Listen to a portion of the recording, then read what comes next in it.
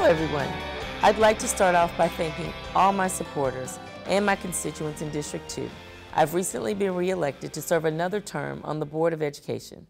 My goal is to give our children the best education available anywhere. Today, we welcome HISD's two newest board members.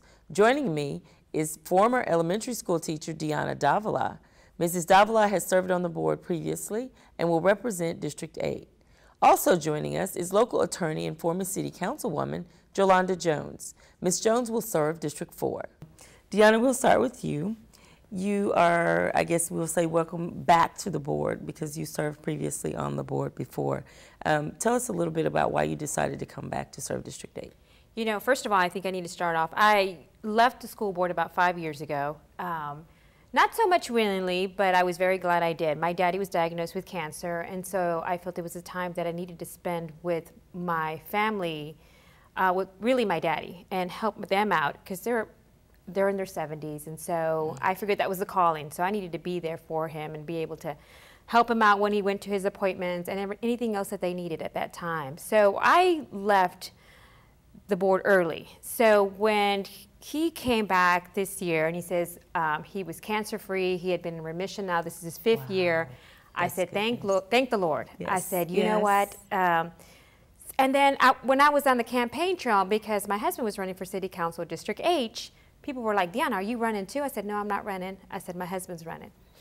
And we got to think about it a little more, and we said, you know what? District 8 is up. And I left not so much because I wanted to. Well, I mean, not that I didn't want to, I said, but because I had to. I said, so the seat is up, so maybe I'll give it a shot. So sat down with my kids and sat down with my husband, and he's like, you know, if you really want to do this, I know you hated to leave then, let's do this. And so I decided to give it another run. Well, and look what happened. Who'd have thought? So Jolanda, tell us a little bit about why you decided to run for District 4. We have HISD administration to thank for me running for District 4. Some kids at Yates were suspended for walking out for safety reasons. And when they got suspended, some of the parents contacted me and said they believe their children were treated unfairly. The parents asked me if I would help them get justice, or whatever it is you would want to call it. But I wanted to make sure that before I went saying that they were treated unfairly, that I had the data to back that up. So I sent an open records request to HISD administration. And the first response to my request was that I believe it was overbroad, which it wasn't, because I didn't ask for any identifying information. But I narrowed it. And when they came back to me, I think they gave me a 1- or 2-page document with everything redacted and told me there were no responsive documents. So I said, you know, rather than complain, I need to help HISD be transparent to the public. And so voila. So thank you, HISD administration. You encouraged me to run. So apparently transparency is one of your issues, but what are some other priorities that you think you would like to focus on during your tenure? Well, I would like to focus on issues that the people who supported me when I ran asked me to focus on. So one of the things they want is for me to be a part of the superintendent search from the beginning to the end, because under the current superintendent, a lot of schools have been closed. So that is ginormous. They would also like for me to make sure we don't have any more schools getting torn down. So I'm gonna fight for that. They would like for me to work on equity within HISD. Certain schools get all the programming and all the money, and then they loot other schools, and the money follows the kid. And so we have neighborhood schools closing. People are tired of riding buses. They want to have good public education at a place near you.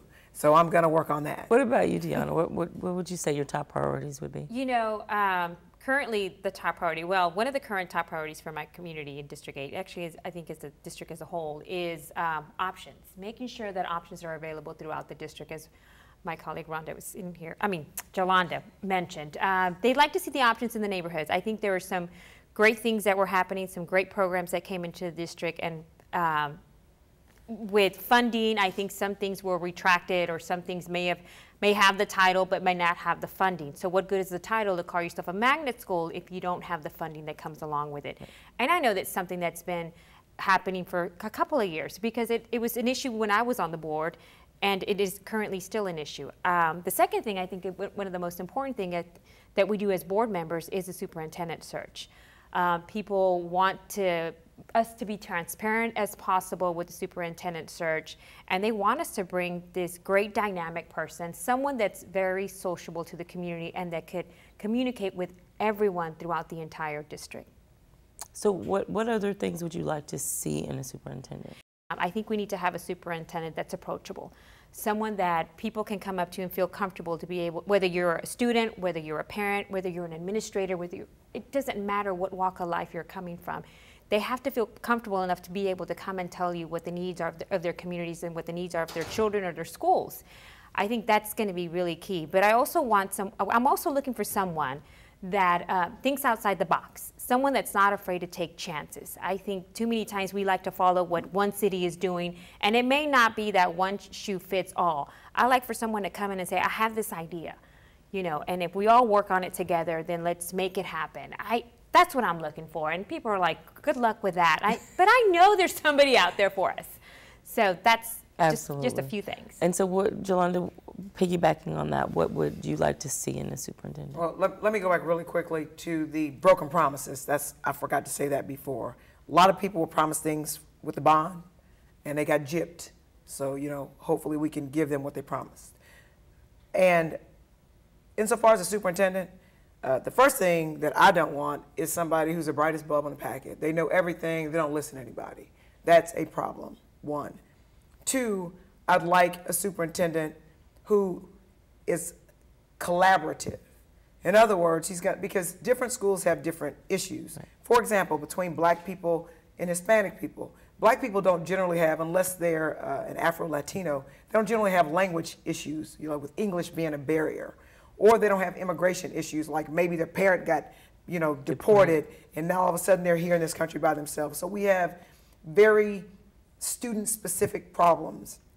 And so I think that we need to talk to the community and find out what we need. I also want a superintendent who wants to have more vocational and trades in the schools. That's super important. The last time I heard, I see the nail shop line really long, you know, all day, every day. So you can make a good, honest living and not go to college. And I also want a superintendent who doesn't make only going to college the option, because some people are just not going to want to go to college. They just don't want to go to college, and they'll do better being a business person, right? So I need a superintendent who deals with the kids that we have rather than the kids they think we should have. But again, I could go on, but I'll stop because I don't want to monopolize, you know, the time. Well, thank you both for joining me today and doing this. I'm looking forward to working with both of you, and I think we are going to be able to do some great things, find a great superintendent for the kids of HISD. Of course we are. Yeah. We're going to work together. The team. The team.